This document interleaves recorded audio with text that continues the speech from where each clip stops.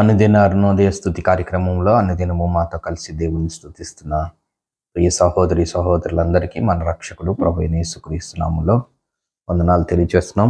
నేటి ఉదయకాలం మందు మన స్తుతి అంశం దేవుని జ్ఞానము. సామెతల గ్రంథము 1వ అధ్యాయము 4-5 వచనాలు మనం చదువుకున్నాం.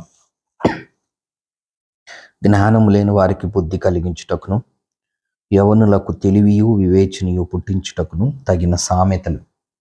జ్ఞానం గలవాడు విని పాండిత్యం వృద్ధి చేసుకొను, వివేకం గలవాడు ఆలకించి నీతి సూత్రములను సంపాదించుకొనును. ప్రియ సహోదరి సహోదరులరా, జ్ఞానము అనే మాటని మనము ఆధారం చేసుకొని బైబిల్ గ్రంథంలో ఉన్న జ్ఞానాన్ని జ్ఞాపకం చేసుకుంటూ మన దేవుణ్ణి స్తుతిస్తూ వస్తూ ఉన్నాం. నేటి ఉదయకాలం ముందు కూడా జ్ఞానంలో మరొక అంశాన్ని మనం జ్ఞాపకం చేసుకుంటే, దేవుని వాక్యము జ్ఞానము కలుగు చేసేదిగా సామెతల గ్రంథంలో మనం జ్ఞాపకం చేసుకోవచ్చు. సామెతల గ్రంథం 1వ అధ్యాయం 4-5 వచనాలు సారాంశాన్ని మనం గుర్తించినట్లయితే, జ్ఞానము లేని వారికి బుద్ధి కలిగించేది సామెతల గ్రంథం. సామెతల గ్రంథం ఎక్కడుంది అంటే పరిశుద్ధ గ్రంథంలో ఉంది. కాబట్టి ఒక మనిషికి, ఒక విశ్వాసికి, ఒక దేవుని నమ్ముకున్న బిడ్డకి జ్ఞానము లేకపోతే జ్ఞానం ఎక్కడి నుంచి కొలుస్తుంది అంటే సామెతల గ్రంథము చదువుట ద్వారా జ్ఞానమును సంపాదించుకోవచ్చు. జ్ఞానం మాత్రమే కాదు కానీ బుద్ధి కూడా కలిగి వస్తుంది అని మనం చదువుకున్నాం. ఒక మనిషికి జ్ఞానం కావాలంటే సామెతల గ్రంథం చదవాలి. ఒక మనిషి బుద్ధిమంతుడిగా జీవించాలి అంటే సామెతల గ్రంథం చదవాలి. ఈ లోకంలో జ్ఞానం సంపాదించుకోవాలంటే అనేక స్కూల్స్కి లేదంటే అనుభవజ్ఞుల వాళ్ళ దగ్గరికి వెళ్ళి నేర్చుకోవాలి. ఆ నేర్చుకునే క్రమంలో శారీరక ప్రయాస ఉంటుంది, సమయాన్ని వెచ్చించడం ఉంటుంది, ధనాన్ని వెచ్చించడం ఉంటుంది, బుక్స్ కొనుక్కునే విషయంలో ఉంటుంది. ఎన్నో రకాల ప్రయాసలు, సమయాలు, ధనాన్ని వెచ్చిస్తే కానీ ఒక జ్ఞానాన్ని మానవుడు నేర్చుకోలేడు. అలాగే బుద్ధి విషయంలో కూడా చూస్తే బుద్ధి కూడా చదువుకోవటం ద్వారా లేదంటే పెద్దలు, తల్లిదండ్రులు పెంపకం ద్వారా కొన్ని బుద్ధులు, కొన్ని అలవాట్లు, కొన్ని మంచి విషయాలు, ఏది చెడు, ఏది మంచిది, ఏం చేయకూడదు, ఏం చేయాలనేది చదువుకుంటున్న ద్వారా లేదంటే మరియు పెద్దల పెంపకం ద్వారా వీటన్నిటిని మనము నేర్చుకోవచ్చు. ఇది ఈ లోక సంబంధమైన విషయాలు, భౌతిక సంబంధమైన విషయాలు.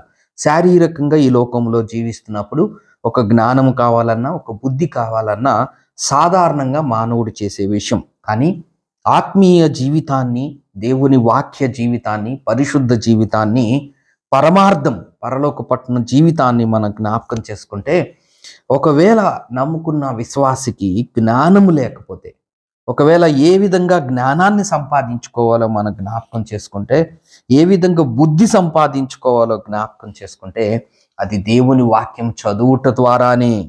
జ్ఞానము లేని వారికి జ్ఞానం కలగాలంటే దేవుని వాక్యం చదువుట ద్వారానే. అయితే ఎందుకు ఈ ఉదయకాలం మందు మనం దేవుని స్తుతించాలంటే, ఈ పరిశుద్ధ గ్రంథాన్ని మన మాతృభాషలో, ఎన్ని భాషల్లో ఈ బైబిల్ గ్రంథం తర్జుమా చేసి మన చేతుల్లోకి ఇవ్వబడింది. నేటి దినాల్లో టెక్నాలజీ పరంగా కూడా మనం వాడుతున్న ఎలక్ట్రానిక్ వస్తువుల్లో కూడా దేవుని పరిశుద్ధ గ్రంథం వచ్చింది అంటే ఎంత అనుకూలంగా దేవుడు మనకి అందుబాటులోకి తీసుకొచ్చాడు.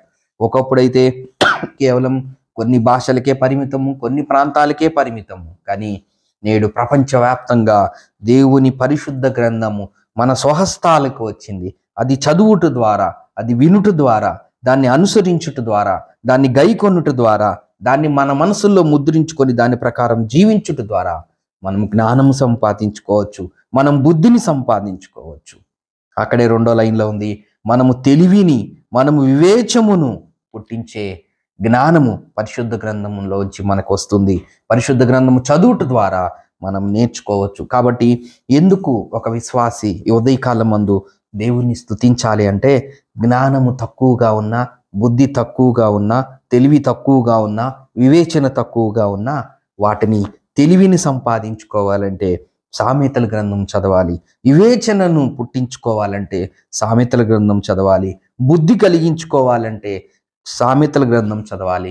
జ్ఞానమును సంపాదించుకోవాలంటే సామెతలైన పరిశుద్ధ గ్రంథాన్ని చదవాలి. అలాంటి పరిశుద్ధ లేఖనాల్ని మన చేతుల్లో, మన హృదయాల్లో ముద్రించిన రక్షకుడైన యేసుక్రీస్తు వారిని, మనకిట్టి స్థితిని ఇచ్చిన స్థితిని జ్ఞాపకం చేసుకుంటూ మనం దేవుణ్ణి స్తుతిద్దాం. దేవుడి కొన్ని లేఖన భాగములు మన కొరకు దీవించును గాక. ప్రేమగల తండ్రి, నమ్మకమైన మా దేవ, మీకు స్తోత్రం వందనములైనా. జ్ఞానం అనే విషయంలో 4 మాటలు మీరు మాకు జ్ఞాపకం చేసినందుకు వందనములు. జ్ఞానము, బుద్ధి, తెలివి, వివేచన లేనప్పుడు మీ లేఖన భాగములు చదువుట ద్వారా వాటిని మీరు మాకు అనుగ్రహిస్తారని జ్ఞాపకం చేసి అలాంటి స్థితిలో మమ్మల్ని ఉంచినందుకు మీకు స్తోత్రం వందనములు తెలియజేస్తూ యేసు క్రీస్తు నామమున స్తోత్రం చెల్లించి ప్రార్థన చేస్తున్నాం తండ్రి. ఆమేన్.